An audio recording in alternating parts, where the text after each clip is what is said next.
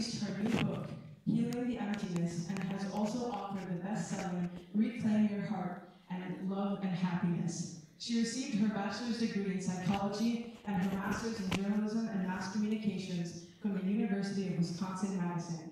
She has worked as a writer for the Huffington Post and has taught Islamic psychology seminars around the world. Please give a warm welcome for Yasmin. Thank you.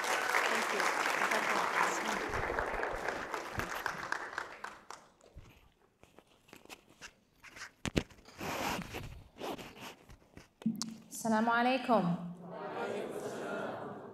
How is everyone? Alhamdulillah. أعوذ بالله من الشيطان الرجيم بسم الله الرحمن الرحيم والصلاة والسلام على رسول الله وعلى آله وصحبه أجمعين رب اشرح لي صدري ويسر لي أمري واحلل عقدة من لساني يفقهوا قولي. It is an honor to be here with you. I want to begin by reminding you of the words of the Prophet sallallahu alaihi wasallam. He says to us that the ummah, in its concern and its compassion and mercy for one another, is like one body. If one part of that body is in pain, then the entire body responds in fever. And I want to say that one of the things that I have witnessed, and I think you have witnessed both here in your community as well as globally, is the manifestation of this hadith. And I think that is something so powerful. We are witnessing a very painful time. We are witnessing something no less than a genocide. And yet, Allah subhanahu wa ta'ala tells us that with every single tragedy, there is also the help of Allah. And so what I want to do today is I want to focus on the help of Allah. Every single one of you has seen the tragedy, and I think we've all witnessed it for over a month now. But what I want to do today is I want to focus on the help of Allah subhanahu wa ta'ala. One of the amazing, I would say, signs that we have been seeing throughout this tragedy is that this tragedy has in fact united the ummah. This tragedy has brought the ummah together. And when I say brought the ummah together, and I don't know if you've witnessed this or if you've paid attention to this aspect, I have not seen another issue that has brought so much unity in our community. Have you? I have not seen another issue where literally there is no part of the ummah that isn't on the same team. And that is the team of justice and peace and struggling against oppression. So that unity we have witnessed in our ummah. But there's something else amazing that I've also witnessed. And that is the way in which the world has come together. That this issue, that the Palestinian people and the resilience of the Palestinian people has also united the world. Even individuals who aren't Muslim, individuals who are not Arab, individuals who are simply human.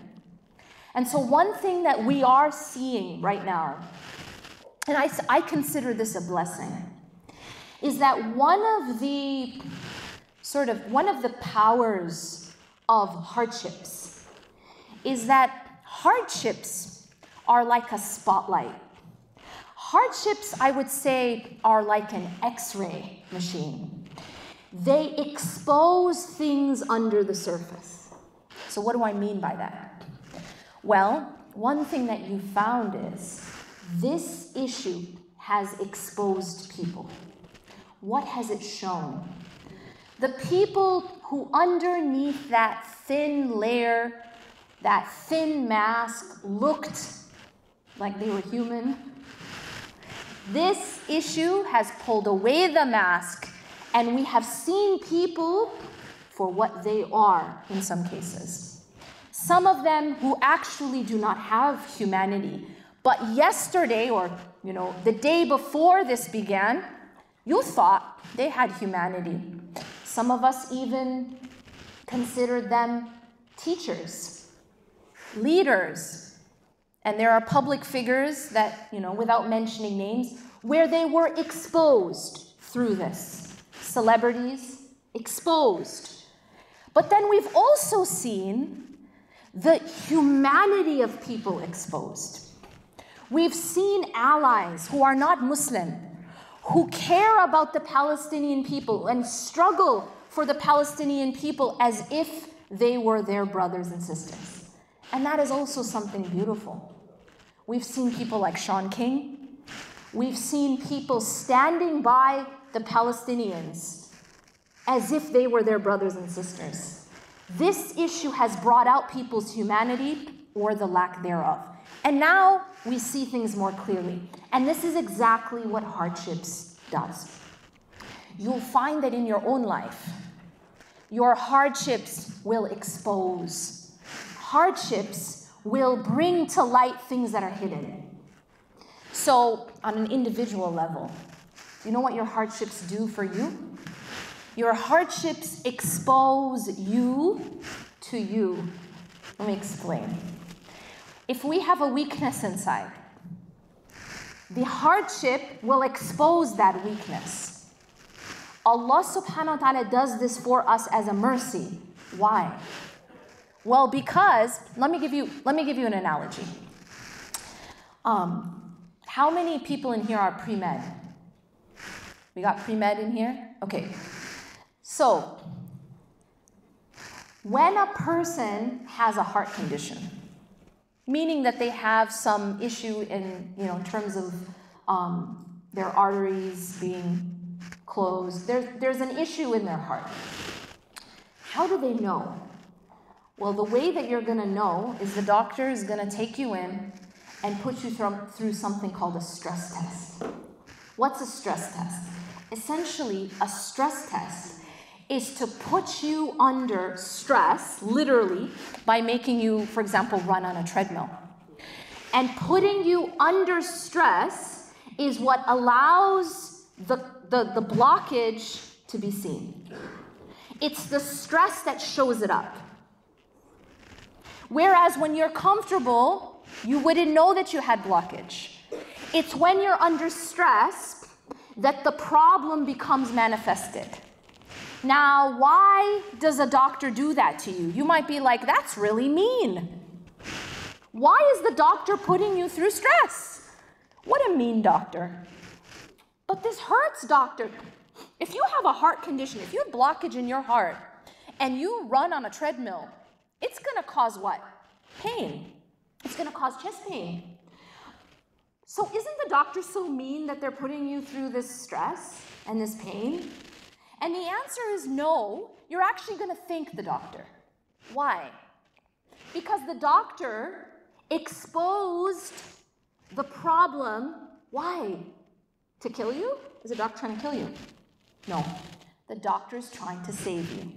The doctor is trying to cure you. And Allah subhanahu wa ta'ala, listen carefully. Now remember, Allah is high above any analogy, but Allah is like that. Allah subhanahu wa ta'ala, who is high above any analogy, sometimes gives us stress tests.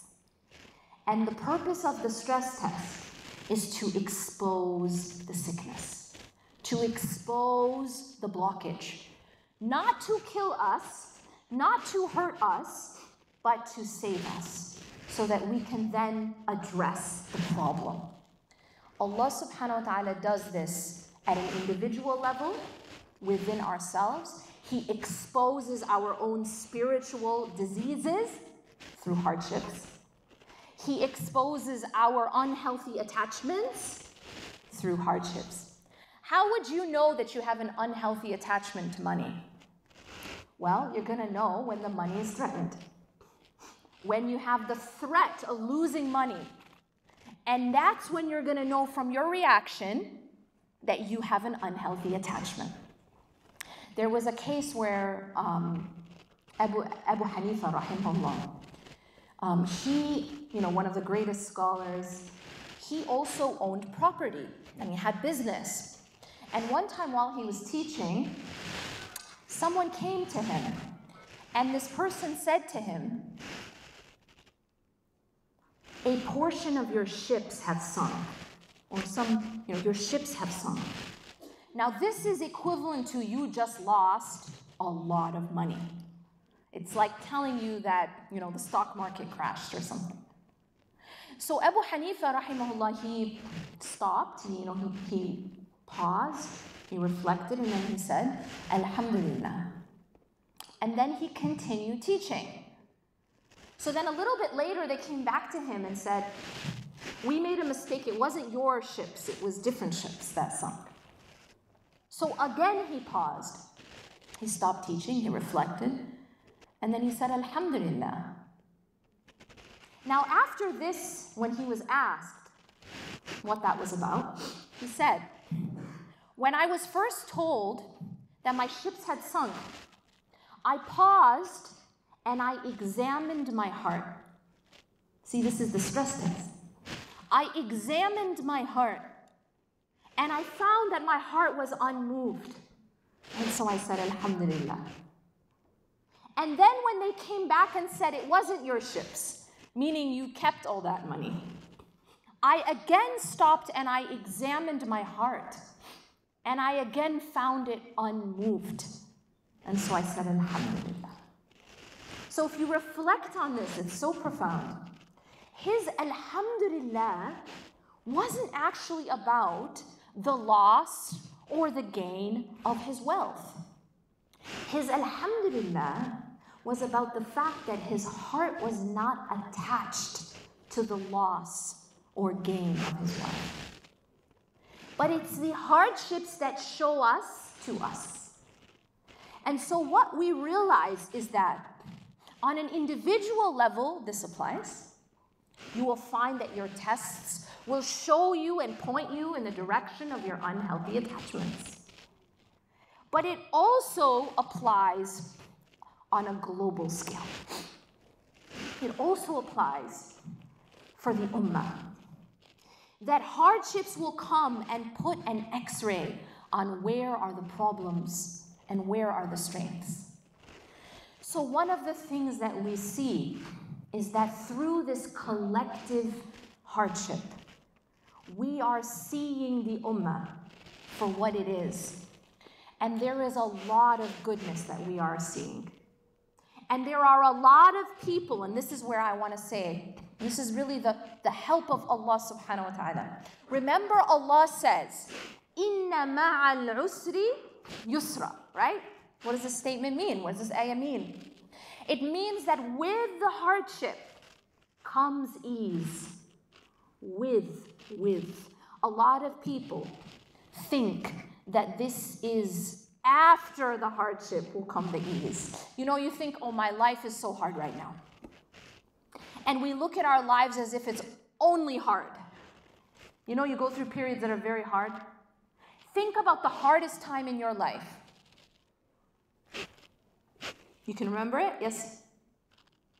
Now imagine and go back to that moment and think about while it was very hard, did you have no blessings? Was nothing easy? Was there no ease? While you were tested, perhaps in your wealth or in your health, maybe in your family, but didn't you have a roof over your head? Didn't you have maybe social support? Didn't you, if you were tested in your health, didn't you have wealth? Didn't you have safety? And if you were tested in your wealth, didn't you have health? Do you understand what I'm saying? And so at every moment, no matter how hard the hardship is, you're always given ease along with the hardship. It does not only come after. And we need to recognize this because we can fall into this very unhealthy thinking where as soon as something goes wrong, we think everything's bad. Everything is dark. And that is not only unhealthy, but it is untrue. It is never all dark. It is never all bad. Do you know why? Because we live in a world called dunya. And dunya is not perfect. And what that means is, dunya is not perfectly good, but it is also not perfectly bad. It is never all bad. Allah gives us both. Allah gives us hardships, but He also gives us ease. Inna ma'al usri yusra. With one hardship comes general ease. And so one of the most important things that we have to do, and this is why I begin with this, one of the most important things that we have to do as believers, and I argue even for mental health and emotional health, and psychology has found this, is that we have to be very careful what we focus on. There is a principle, and that principle is that whatever you focus on grows. Whatever you focus on will grow. So if you choose to focus on the darkness and on the hardships and on the problems, can I tell you what's going to happen? They will grow. What does that mean? It means that they appear bigger than they are. They start to grow and grow and grow until you feel as though you're surrounded by nothing but darkness, nothing but problems, nothing but hardships, when in fact, it's just about your focus. I'll give you this analogy. You step outside into a garden, and this garden is full of roses and tulips and trees and birds and so much beauty. But you look past all of that and you look down on the ground and you see there's an ant.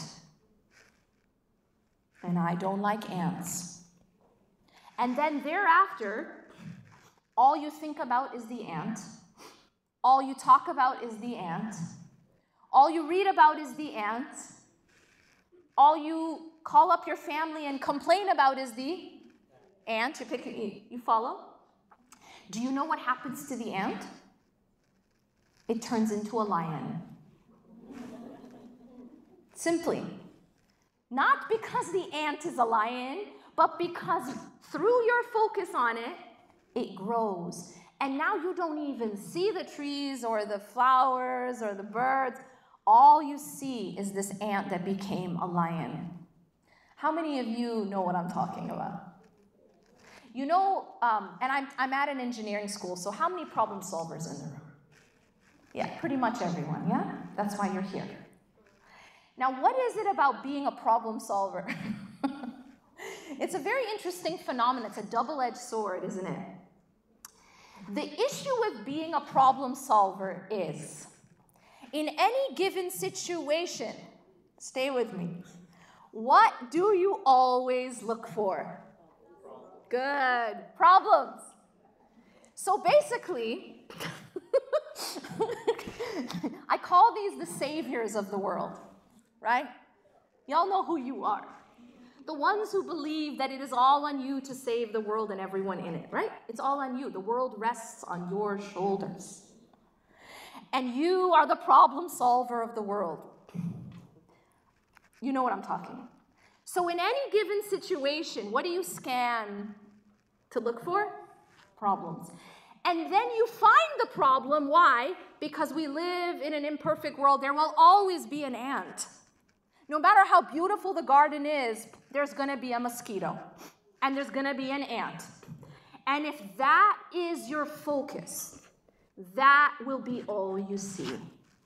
And so this is the double-edged sword of being a problem solver, is that you can fall into the trap of only looking and focusing on problems. You don't see the trees or the flowers or the blessings because you are so hyper-focused on the problem.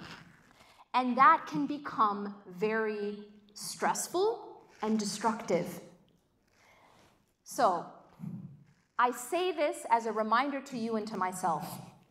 Inna ma'al usri yusra. With the hardship is always blessings and ease, but you choose which one you focus on. And which one you focus on has a very profound effect because that's the one that will grow. Understand? This is why, as believers, we should never, ever be hopeless. As believers, we should always have a hopeful outlook. Why? Because there is always the help of Allah subhanahu wa ta'ala. There is always ease within, embedded within every single hardship. I can tell you from a personal example. Recently, my sisters and I lost our father. Allah yarhamah. And this was a very difficult time. Anyone who's lost a loved one can understand. But it was a very sudden thing that happened. Although he had struggled with heart disease for many years and diabetes, even heart failure, but he had lived with this for many years. But suddenly, one day, in July of 2022, he fell and he hit his head. And because he was on blood thinners, the bleeding was very, very rapid. And he went from being completely fine, thinking he doesn't even need to go to the doctor, to going quickly into a coma. They did surgery, and he was in a coma for 5 days, and then he passed away. Allah yarhamah. Now, during this time, which it's difficult to describe how painful that is, but I can say, looking at that, and even while I was in it, I can say that Allah subhanahu wa ta'ala gave us so much rahmah, mercy, ease within the tragedy. Because you know what? We had each other. We had support. I wasn't alone. My mother wasn't alone. My sisters weren't alone. We had the support of the community. Allah subhanahu wa ta'ala chose to take my father in his full mind and ability. It could have been so much worse. Who knows how he could have woken up and in what condition. Allah gave us mercy upon mercy. But see, when someone is in a situation like that, they can look at just the hardship and not see the mercy. And if we do that, we will always fall into despair. We will be looking at the darkness, but we don't see the light. We don't see the help of Allah. We only see what we don't like. So we have to be careful never to be that type of person. Believers always have hope because Allah is always with the believer. And if you study the Quran, and if you study the stories of those who came before us, you find that the Quranic paradigm is so hopeful. The Quranic paradigm is a paradigm of hope. I'm going to give you one example. Look at the Prophet who was tested year after year after year. His test was so severe. Ayyub alayhi salam. His test was so severe that he lost his wealth, he lost his health. In fact, scholars say that he was so sick that his skin was rotting. He lost his children. Scholars say that there was an accident in which 10 of his children died. We're talking about just complete destruction. Just the hardship came in a tsunami. And after year upon year of this hardship, he finally calls out to Allah subhanahu wa ta'ala. But listen carefully to his dua. He says, أَنِّي مَسَّنِيَ الضُّرُّ وَأَنْتَ أَرْحَمُ الرَّاحِمِينَ. Now I want to break this down because it's so profound. He begins by saying what? أَنِّي مَسَّنِيَ الضُّرُّ, which means Indeed, difficulty has befallen me. So he isn't pretending. You know when someone thinks sabr means that you just suppress. You know this idea that sabr means don't cry. This idea that sabr means don't feel. This idea that sabr means become a robot. Pretend that everything is okay. That's not the meaning of sabr, and that's not how prophets did it. And so he begins by acknowledging his pain. But he isn't complaining against Allah. He is complaining to Allah. And that's very different. He is telling Allah, I am in pain. This is hard. He's not saying, why me? How could you do this to me? No.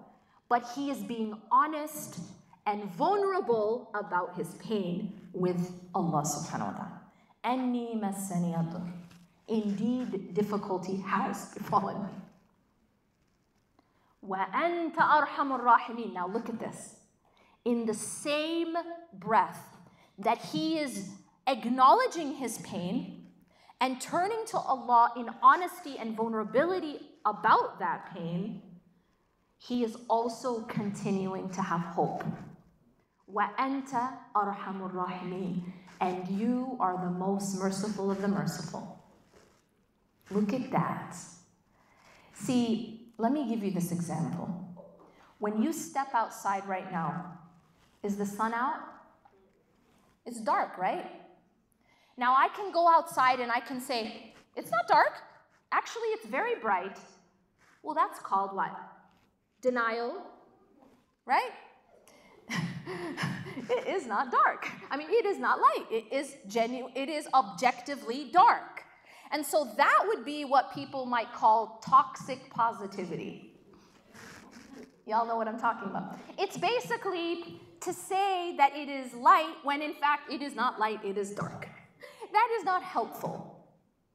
In fact, psychologists find that not only is it unhelpful, but it is harmful. And I'll get to that. So you go outside and you say, no, what dark? What dark? No, I see the sun. Well, you're in denial. That's not helpful. And you will not be able to be resilient. And you will not be able even to grieve in a healthy way unless you acknowledge the fact that yes, it is dark. Yes, I am in pain. Yes, I have experienced trauma.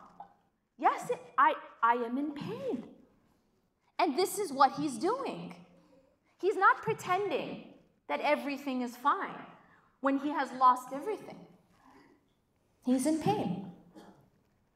But the believer can stand in that dark and have full faith and certainty, in fact, that the sun will rise again. Do you understand? And that is the difference between the hope that comes from faith and toxic positivity, which is fake. The Quran teaches us real hope. Hope that is rooted and the foundation of that hope is Allah subhanahu wa ta'ala. See, he acknowledges his pain, but at the same time, he is looking at the mercy of Allah. Wa anta arhamur rahimin. He's putting his hope in the mercy of God. And that is a believer in hardship. That is also what we are witnessing in Gaza today. We are not seeing a people who are denying the pain, but we are seeing a people who are turning to Allah subhanahu wa ta'ala in that pain. People who are losing everything. And in the moment that they've lost everything are saying, Alhamdulillah. All praises to Allah. Allahu Akbar. Do you know, it's powerful to say Allahu Akbar while we're sitting here. It's powerful to say Allahu Akbar anywhere. But it's another level to say Allahu Akbar when you've just lost everything. What does Allahu Akbar mean? It means God is greater. It means that God is greater.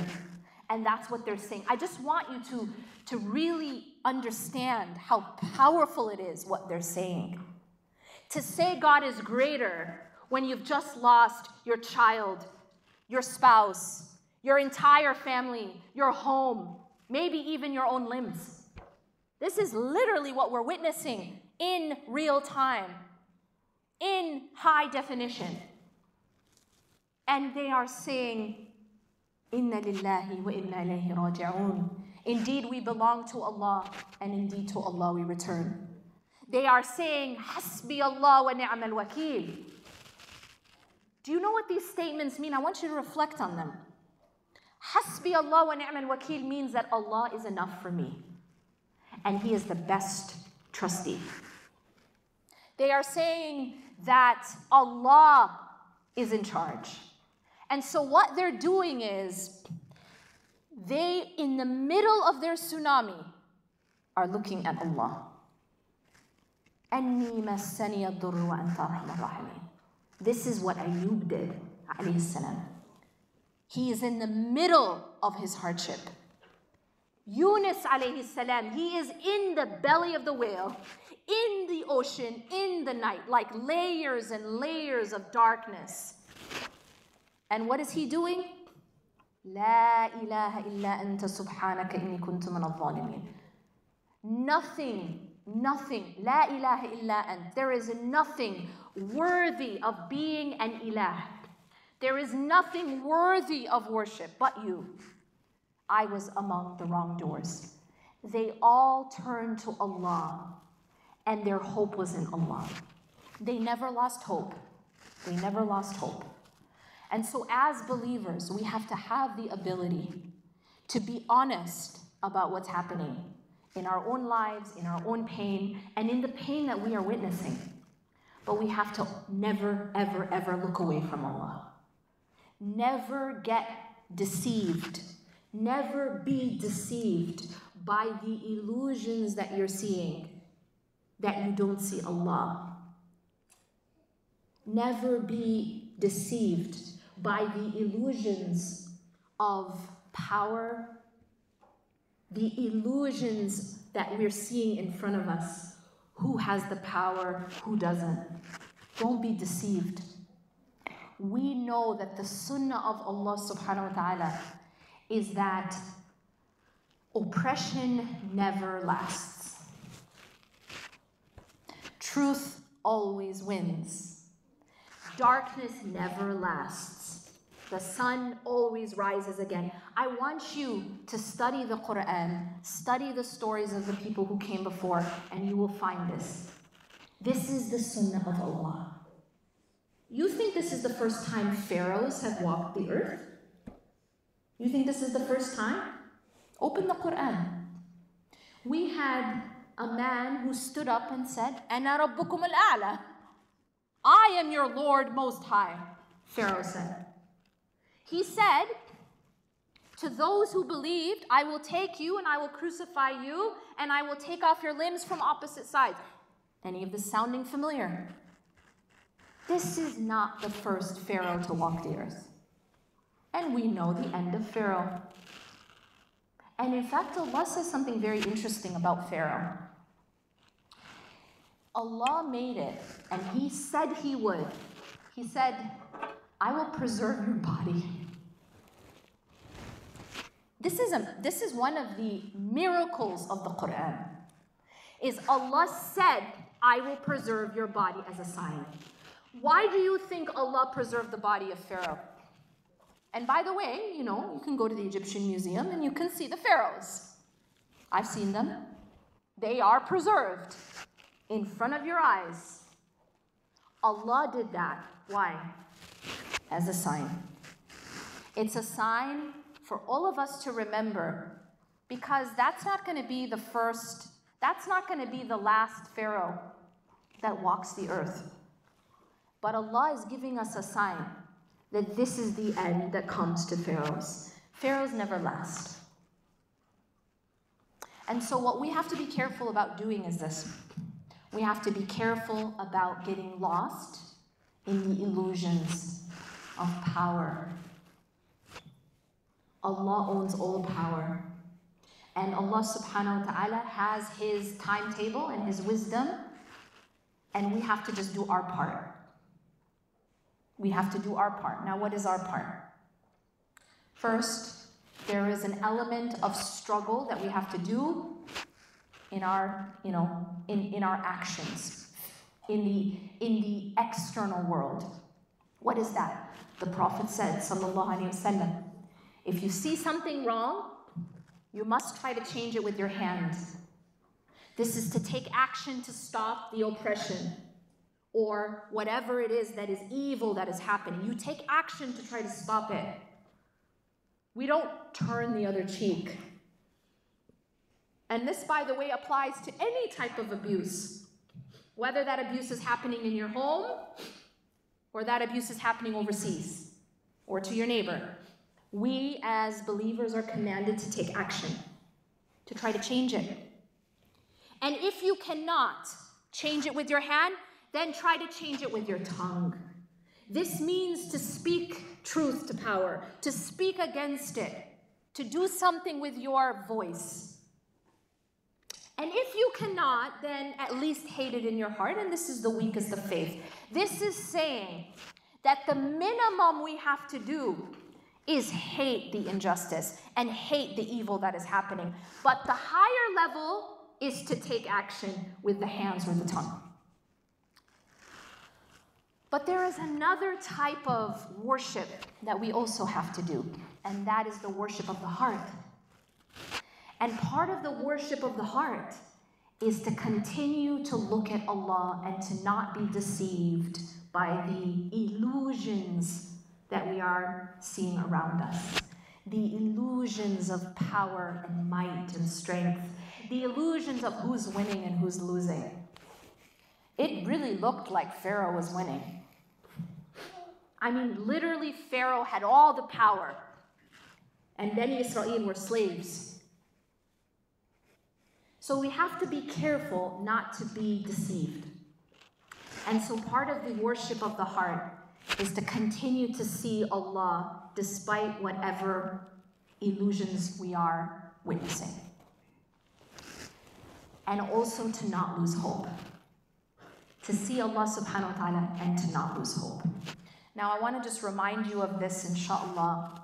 Allah subhanahu wa ta'ala tells us, وَلَنَبْلُوَنَّكُمْ بِشَيْءٍ مِّنَ الْخَوْفِ وَالْجُوعِ وَنَقْصٍ مِّنَ الْأَمْوَالِ وَالْأَنفُسِ وَالثَّمَرَاتِ. Allah tells us we will verily test you with something of fear, hunger, and loss. Loss of wealth, loss of souls, people, and the loss of the fruits of your efforts. And then he says, وَبَشِّرِ الصَّابِرِينَ, and give glad tidings to the patient. Who are the patient? Now, patience is something that we have a lot of definitions out there for sabr, and some of them are very wrong, and some of them are very toxic. I'll just give you one of the toxic definitions of sabr that we see, and that is the idea that sabr means suppress your grief. Don't cry. Don't show sadness. This is false. You know how I'll give you an example. Suppose you're at a janazah, you're at a funeral, and you see two family members. And one family member is showing no emotion. Just not crying. Their face is very stoic. And then you have another family member who's crying. What do we usually say? Well, we're going to look at the one who's crying and say, have sabr. And then we'll look at the one who's showing no emotion and say, MashaAllah. Look at the sabr. Now, what's the problem with this definition? The problem with this definition is sabr has nothing to do with the tears. Can I give you proof?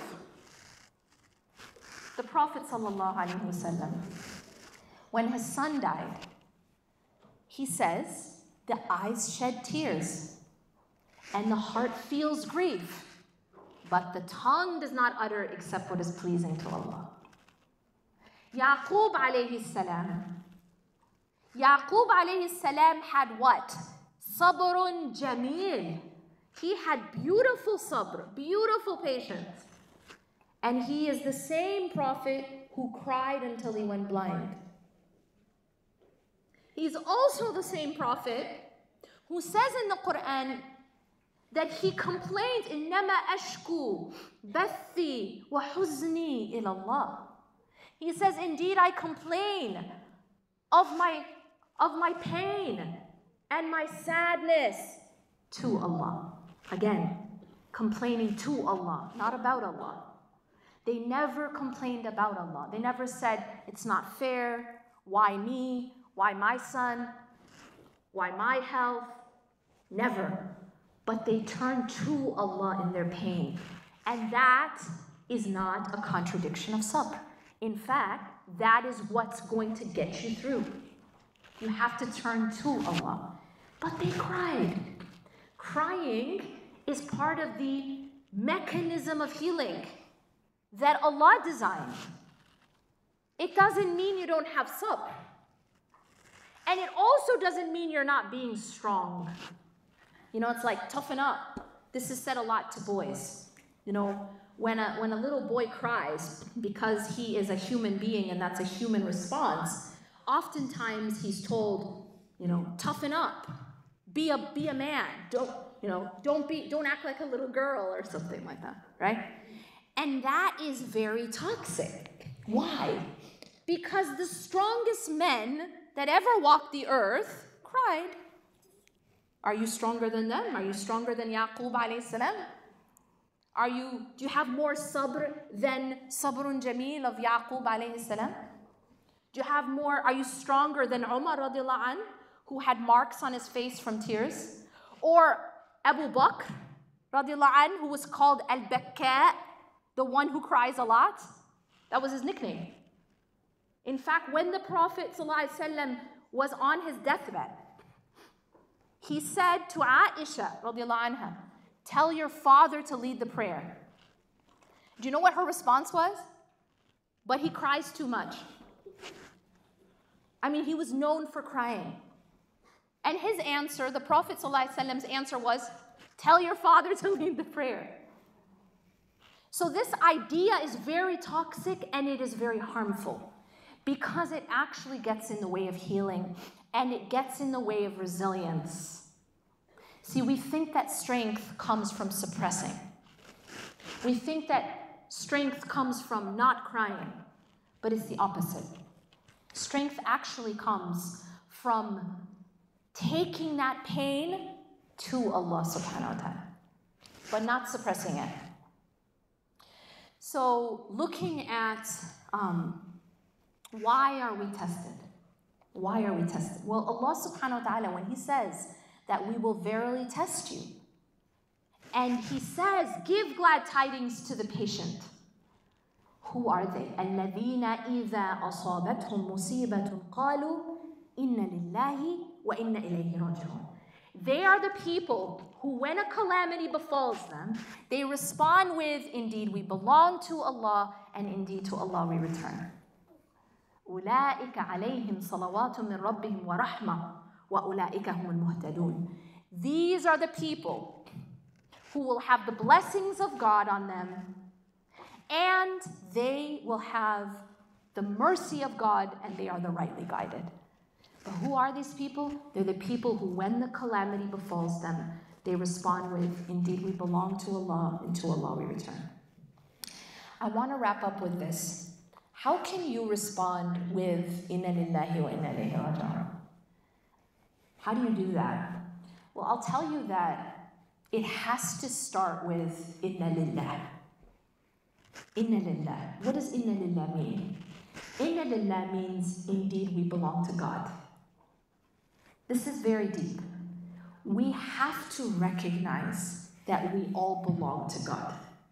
We have to first recognize that everything we have belongs to God.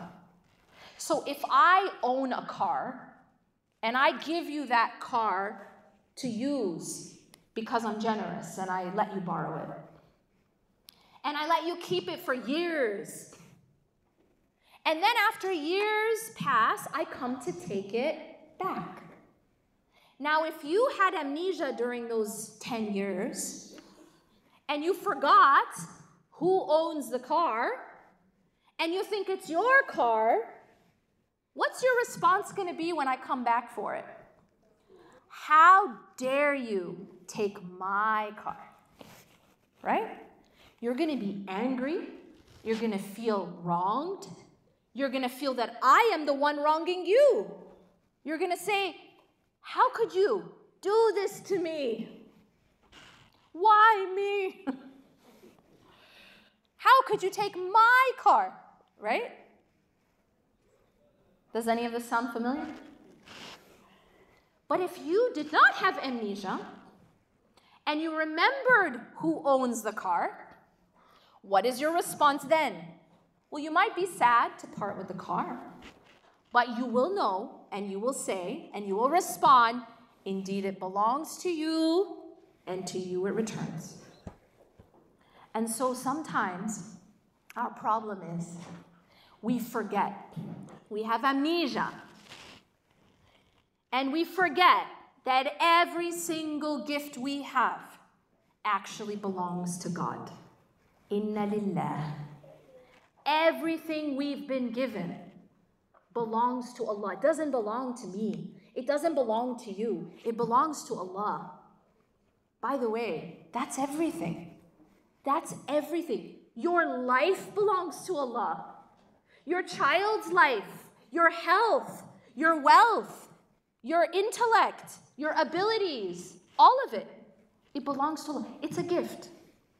It's a gift, and this life is temporary. And so when Allah comes and takes back what belongs to Him, this is when a believer can respond with, Inna lillahi wa inna ilayhi raji'un. Indeed, we belong to Allah, and indeed to Allah we return. And that is why we are seeing the people in Gaza, when their child is taken from them, they are responding with, Inna lillahi wa inna ilayhi raji'un. Because they didn't have amnesia. And they remembered that their child belongs to Allah. And their child is a gift. And that Allah subhanahu wa ta'ala is taking back what belongs to Him. But out of Allah's mercy, Allah allows us to reunite with our children in a perfect world.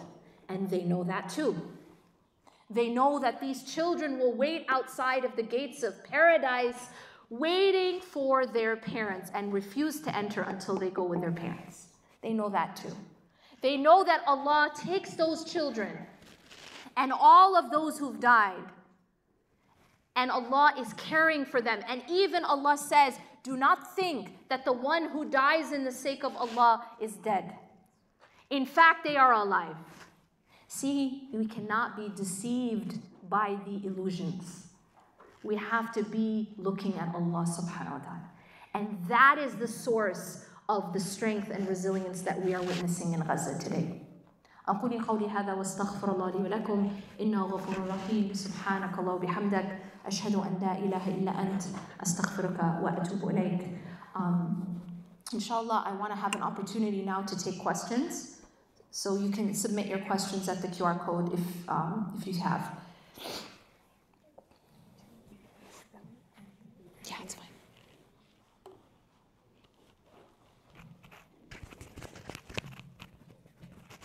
Yeah, I can. Yeah, it's fine. All right. So, is it the responses question? Oh, okay, got it. Okay. So, a few questions.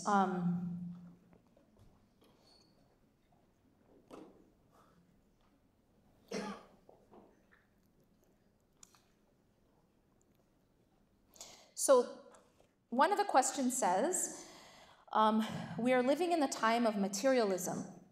How it is possible to control our nafs and become a role model following the Prophet sallallahu alaihi wasallam? Okay. So, yes, you know, we are definitely living in a time of materialism. And I think that's exactly why we cannot become deceived by the illusions that we see. we have to be able to see through it to what actually is the reality. So let me just give you an example. I get this question a lot. How do I know if my hardship is a test or a punishment? Have you ever thought about this? How do I know if I'm being tested or I'm being punished? And the answer is actually quite simple. The answer is, did this hardship bring you closer to Allah, or did it take you further from Allah? And that's the answer. And so anything that happens to us that brings us closer to Allah is actually good for us, even when it comes in the form of loss, even when it comes in the form of pain. But if it brings us closer to Allah in this life and the next, then it is actually good for us. And on the other hand, anything that takes us away from Allah, even if it comes in the form of money, power, strength, military might, if it takes us away from Allah, if it makes us rebel further against Allah, then it is not good for us. It is actually a punishment. So it's about, in this world of materialism, it's about having the proper definitions of what is good and what is bad. And that definition is anything that brings me closer to Allah and Allah's pleasure and nearness to Allah in this life and the next is good. Capital G. It is khair. And anything that takes me away is bad. It is actually it is a loss. Even if it means all the money in the world, all the power and military might in the world. Okay. Someone goes, what advice would you give your younger self? Read Reclaim Your Heart.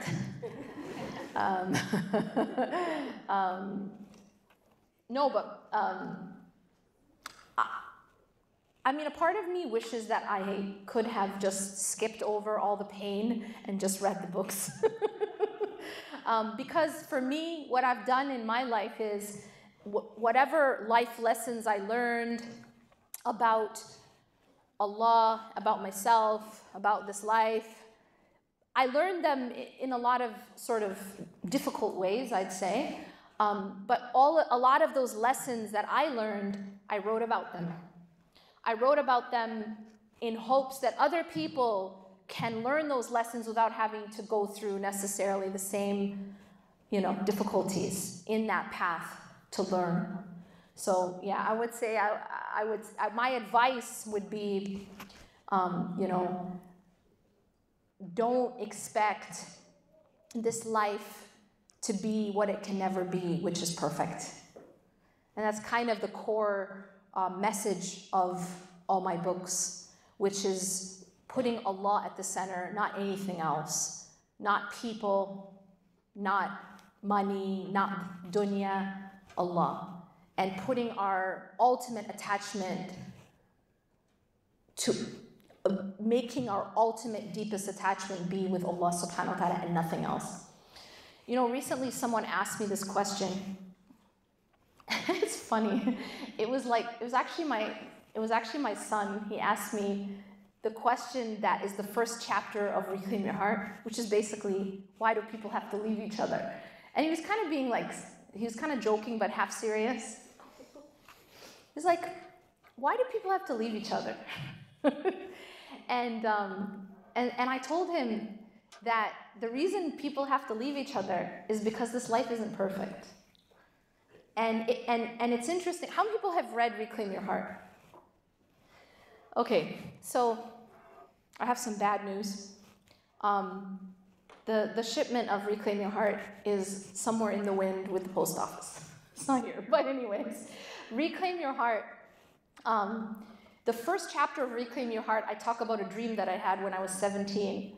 And in the dream, this little girl comes up to me and she's like, why do people have to leave each other? So she asks me that question in the dream, that my son is asking me like 2 days ago.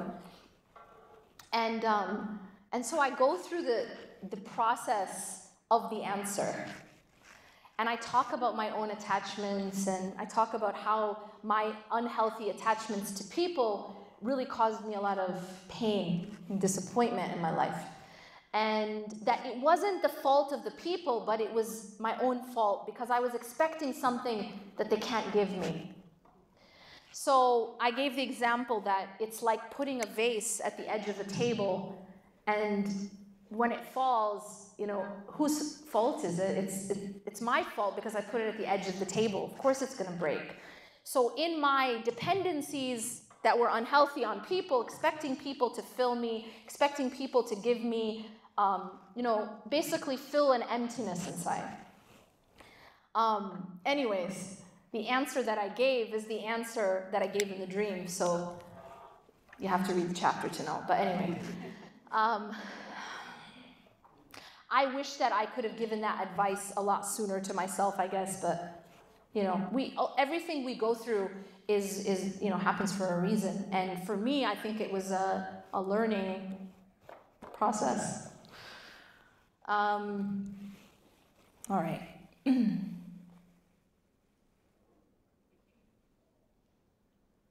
So someone goes, I don't have a question, but I want to say Jazakallahu khairan to Ustadha Yasmin. I have started therapy and a journey of healing because of her stories on Instagram on the topic. That's awesome, alhamdulillah.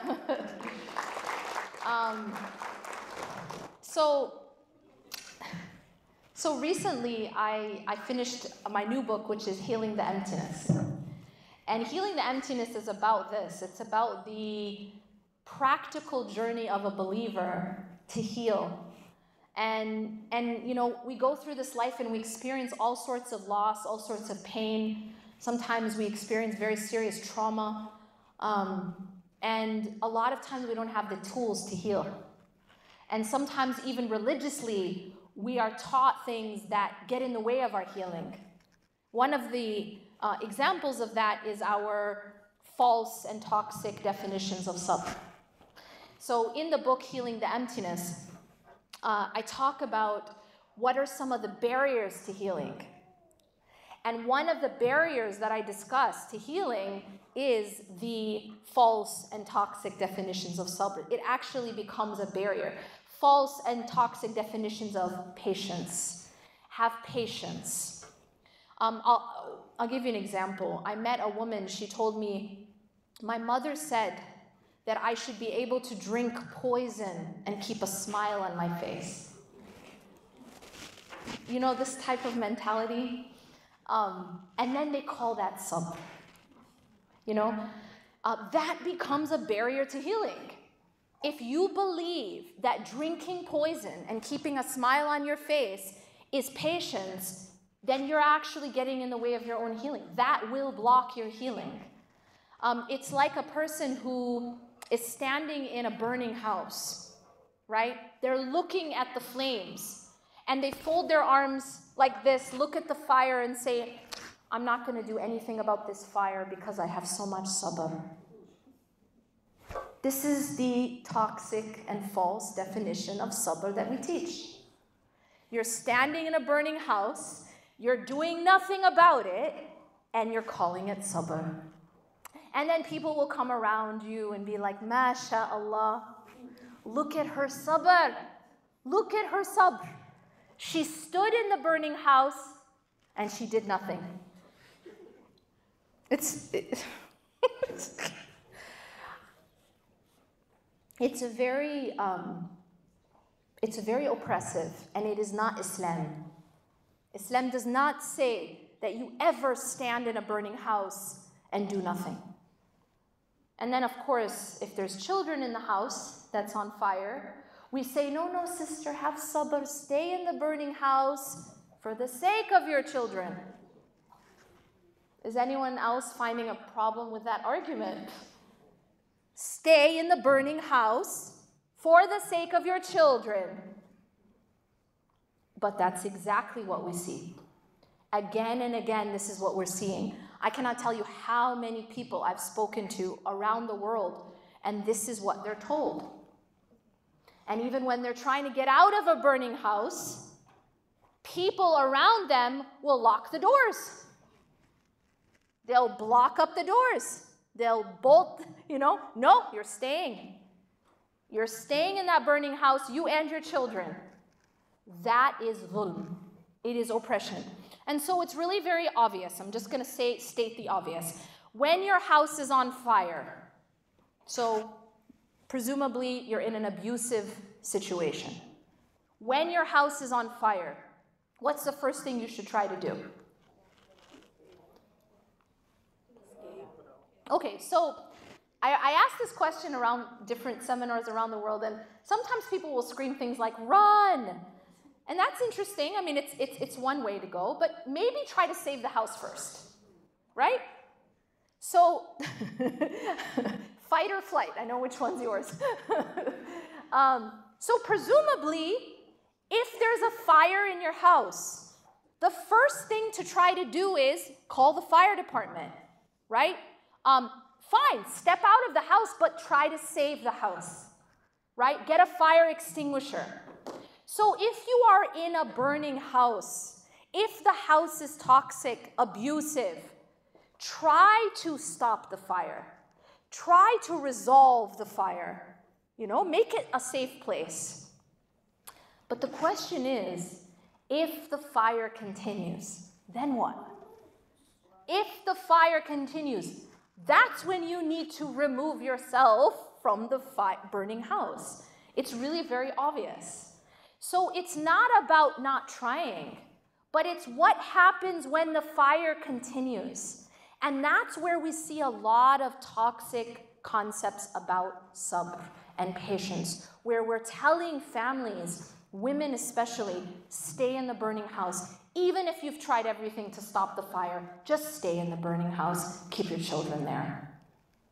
And that obviously that's extremely oppressive, and it is not Islam.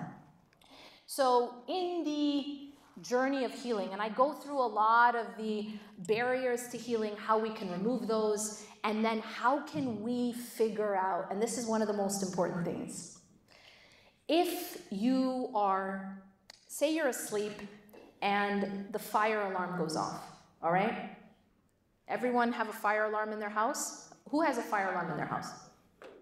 Okay, I don't know if you guys are awake, you all have a fire alarm in your house because it's required. And I say this because you know what? I was shocked to discover that there are countries in the world that do not have fire alarms in their houses. I was shocked. I was like teaching, and I was like, okay, who has a fire alarm in their house? And nobody raised their hand. I was like, what? Like Malaysia, Indonesia, South Africa. I was like, what? So you guys should go home and say alhamdulillah for your fire alarm. You have a smoke detector in your house, and that is a blessing. Why? What is the purpose of a smoke alarm? Do you guys know how smoke alarms work? Smoke alarms are designed to be very sensitive to any sign of smoke. And if there is a fire, what does the smoke alarm do?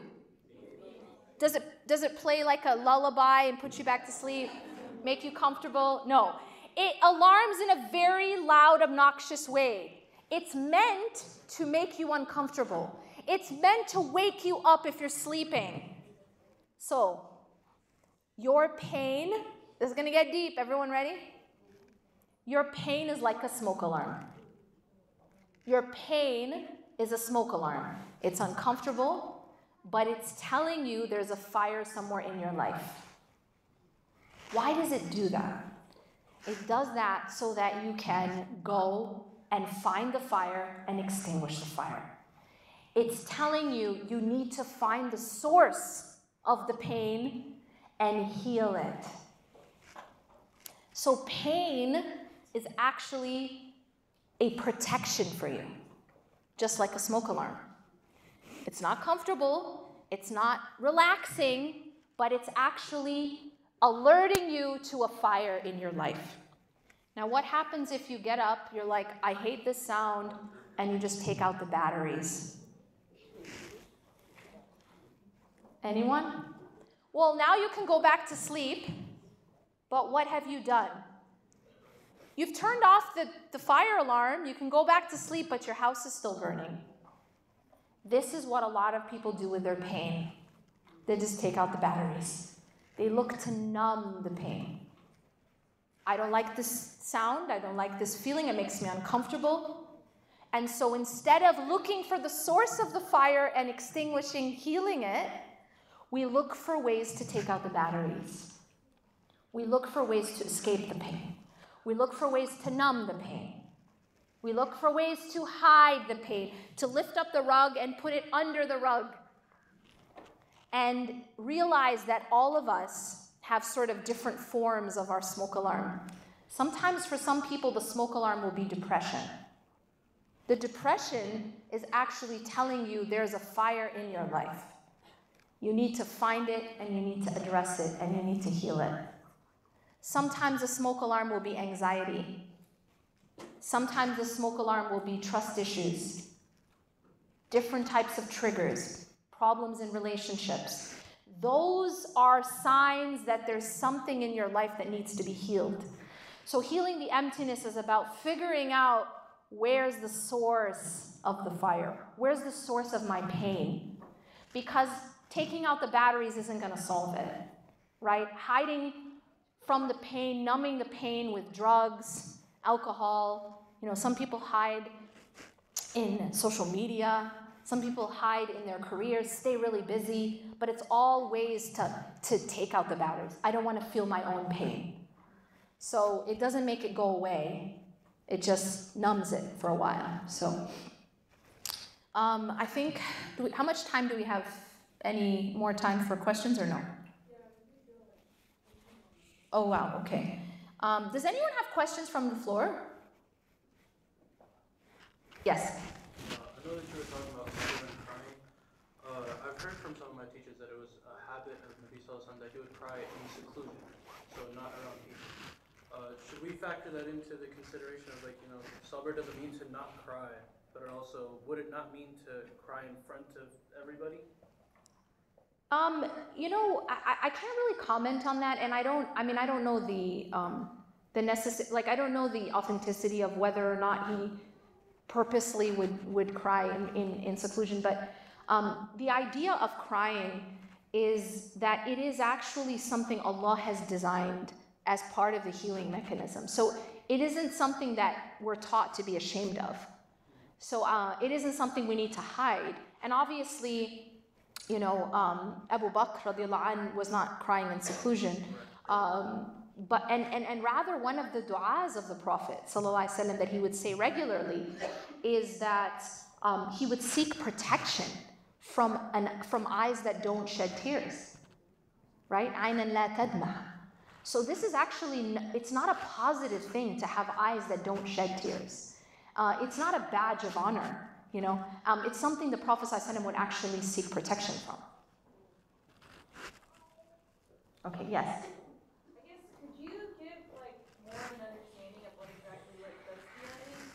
Tazkiyah. Yeah. So tazkiyah literally, it means purification. So even the word zakah, zakatul mal, is the purification of our wealth. So tazkiyah is to purify the soul. So one way to understand tazkiyah is strengthening the heart and weakening the nafs. Strengthening the heart and weakening the nafs. The heart is the thing that we see with, the true realities. The heart is the thing that we understand with and reason with. The heart is the thing that we connect to Allah with. And the nafs is our lower self. So the nafs can become an enemy to us. And so one of the objectives of tazkiyah is to weaken the influence of the lower self, the nafs, and to strengthen the influence and the power, the strength of the qalb, the heart. Because the heart is our guiding light, basically. Our heart, think of the heart as the apparatus that receives the light of Allah. Think of it like a mirror, right? Depending how clean the mirror is, it will either reflect more light or less light, right? If a mirror is very dirty, even the light of the sun, it won't reflect anything. But if the mirror is cleaned, polished, it will reflect so much light. So when Allah gives us light through guidance, right? His light is given to us through the revelation, through the Quran, through the Sunnah. But we cannot receive that light if the heart is dirty. And even worse, if the heart is dead, sick. Because that's where we're receiving the light. Allah subhanahu wa ta'ala has the light, like the light is surrounding us. Allah is always giving us guidance. Allah's given us the hidayah and the nur, right? The Quran is light, it's light. But we can't receive it if our heart isn't in a state to receive. So that's why part of tazkiyah is cleaning the heart, polishing the heart, caring for the heart, removing diseases from the heart. And one of the enemies to the heart is our own nafs. So think about it like this. There is two types of enemies. The external enemy and the internal enemy. What is the external enemy? Shaitan and his army. But the internal enemy is my own nafs. So my job is to guard the heart from both enemies. Right? How do I do that? Well, through obedience to Allah and staying away from what He has prohibited. And making sure that I have a regiment every single day of feeding the heart, oxygenating the heart. Think about a person who isn't breathing, or doesn't breathe enough, or isn't getting enough oxygen. What happens to that person? Become weak and then they die, right? The heart also needs oxygen. What is the oxygen of the heart? It is the remembrance of Allah, the dhikr. So the more we remember Allah, specifically salah, by the way, specifically salah. I'm just going to put this very simply, okay? Because there's a lot to take home, inshallah. Very simply put, if a person is not praying, that person is not breathing. Full stop. Okay? If you're not praying, you're not breathing. Because prayer, salah, is what's giving oxygen to the heart. So this is why people become weak in their iman. This is why their hearts become sick and can even become dead, is if they cut off the oxygen, which is salah and the remembrance of Allah. Okay? But there's other ways that the heart can be attacked, and that is through sins and shaitan and the enemy's external and internal. So you have to also guard the heart. Okay? So the process of tazkiyah, really you have to think about it just like you take care of your body. There's certain things you have to do. You gotta breathe, you gotta eat, you gotta drink, you gotta protect it, you gotta make sure you're not allowing enemies to come and, shoot you down, right? The heart is the same way. The heart needs oxygen, the heart needs food and water through the remembrance of Allah. And the heart also needs to be protected from all of the things that can harm it. Shaitan, sins, and our own nafs. Okay? So this is the process. And weakening the nafs, by the way, there's certain process to weaken the nafs. But one of the things that weakens the nafs is any obedience to Allah, lowering your gaze, protecting the eyes from the poisons that can come in through the eyes, the ears, the tongue. Fasting is one of the best ways to weaken the nafs. This is why we're on our best, our top game in Ramadan, by the way. You know how you're a different person in Ramadan? Do you know why you're so healthy in Ramadan? Because imagine you take a person and you only feed them organic food, you give them the cleanest air, cleanest water, they're going to the gym every single day, they're taking care of their body, protecting it from poison. That person's going to be super duper healthy, right? That's what happens in Ramadan. We're putting our soul into this very healthy environment. We're feeding the soul, we're reading more Quran, we're going to Taraweeh, We're fasting, so we're weakening the enemy. You know, we're staying away from sin more. So we're basically like staying away from poison, eating organic food, going to the gym. This is why we're healthy. It's not rocket science. It's not rocket science. It's like you're doing the things that will make the heart healthy, just like there's certain things that will make the body healthy. And if you do them, you're going to be in great shape. So those are the same things that, you know, throughout the year will make your heart healthy and weaken the nafs.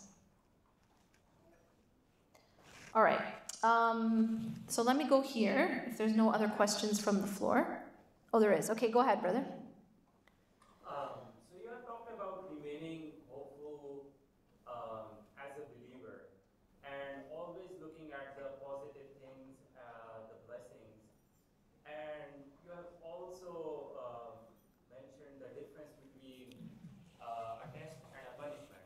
And if we are going through struggles and we don't know which one is it, and we are just being grateful, we are just going with the flow, looking at all the blessings, how are we going to reflect upon things and how are we going to make things right if we are always being grateful and we don't know if it is punishment or Okay, so the question is generally, if we're always in a state of being grateful, even when we're having a test, how do we know if we're passing the test or not? Well, you've answered the question, because if you are continuing to show gratitude, even when you're being tested, then that is passing the test. Because the Prophet ﷺ said, عَجَبٌ لِأَمْرِ الْمُؤْمِنِ, the matter of a believer is amazing and also strange. Why? أَمْرُهُ كُلُّ خَيْرٍ, all of his or her matters are good. Because the believer is either given what the believer wants and they are showing great gratitude, or if it's something the believer doesn't want, they show patience and it is still good for them. So the answer to your question is, how do I know if I'm passing my test? Am I responding in the way Allah has told me? That's it. Am I showing the response that Allah has told me? Either gratitude or patience, or both. And if I am, then that is a sign that I am passing the test. Versus, why are you doing this to me? You know, how could you do this to me, God? It's not fair. Why are you doing all these things to me? You know, in an anger against Allah. By the way, I just want to say this because sometimes there's a bit of panic when we hear this, because we're like, oh my God, I've fallen into that, you know? And we panic a bit. But one thing I want to say to you is, even if we have had the wrong response, even if we failed the test, we're still alive and we can fix it. So you should never still lose hope, even if you have failed, because you're still alive and you can fix it. You can go back to Allah, you can seek forgiveness for failing the test. Maybe you were impatient, maybe you were angry against Allah, maybe you did say, why me? And if you did, Allah subhanahu wa ta'ala is still giving you a chance to come back to Him and to ask for forgiveness and to ask Allah to make it easy for you to pass the test. Okay? So don't lose hope, even if you're in that category. Yes? So I just have a question. Earlier, the young lady who organized the event from MSA, she was mentioning how the lack of support from the president of the university was affecting the MSA. And for me, we need support of A, B, and C. The support of or the lack of is like the staff of Moses. Should we just drop it? If we need support of people, should we pursue them? And if we're not going to pursue support of these idols, what other avenues of support should we bring to our vigils and community? Because I think we can find our own support. Okay, it's a very deep question. I appreciate it.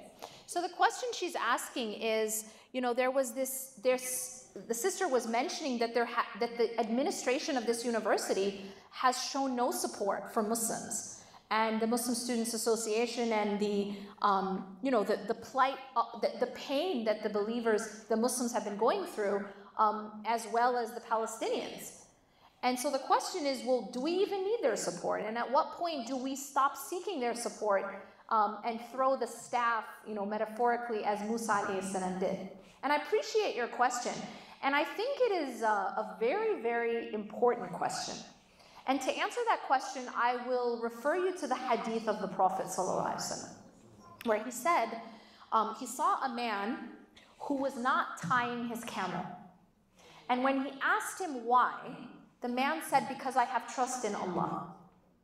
And the Prophet ﷺ said, "I'aqilha wa tawakkal." Okay? Tie it and also put your trust in Allah. So now, let's think deeply about this. What does it mean to tie our camel? Well, I would argue that tying our camel may be reaching out to administration. It may be reaching out to the public. It may be, speaking truth to power. It may be spreading awareness. But, and this is, I think, the key of what it is that you're getting at, that is not where we put our dependence. That is not what we're relying on. Because what goes along with tying the camel is something called tawakkul. Tawakkul means reliance on Allah, not reliance on the staff. Not reliance on the tying of the camel. Not reliance on the support of administration or anyone. So the question is, well, why are we even seeking it? And that's a fair question, because our complete reliance is on Allah, so why even bother? I think it's a fair question. Why bother? And the answer is because Allah said so. The answer is because Allah told us to tie our camel. It's actually just an act of worship. It's an act of worship. It's like putting on your seatbelt.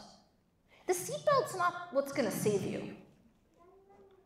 The seatbelt's not saving you. It's like taking medicine when you're sick. The medicine isn't what's saving you. But we're told to do these things as part of our worship.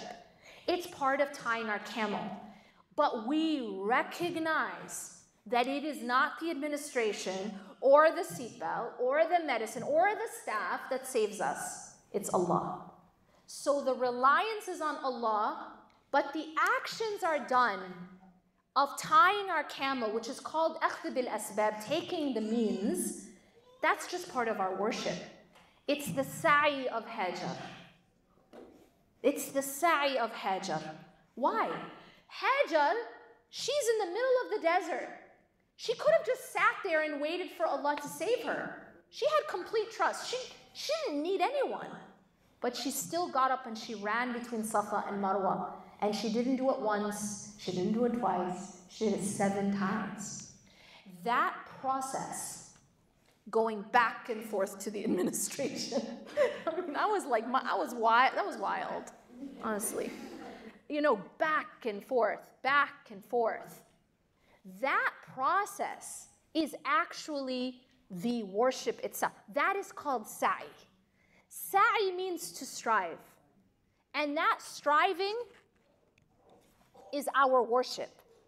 But the result doesn't come from the sa'i. It comes from Allah.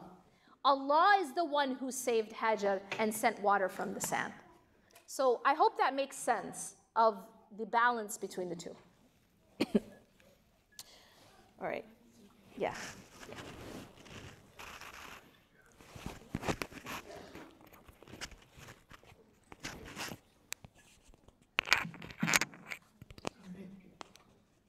Jazakumullahu khairan. Can we please give a warm hand?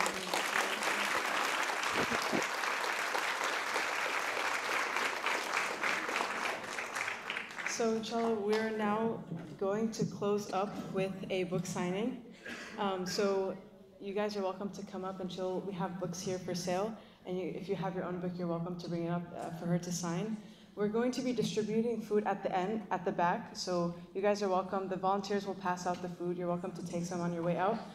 And lastly, if you're a sister and you're a college student, stay with us till the very end for an exclusive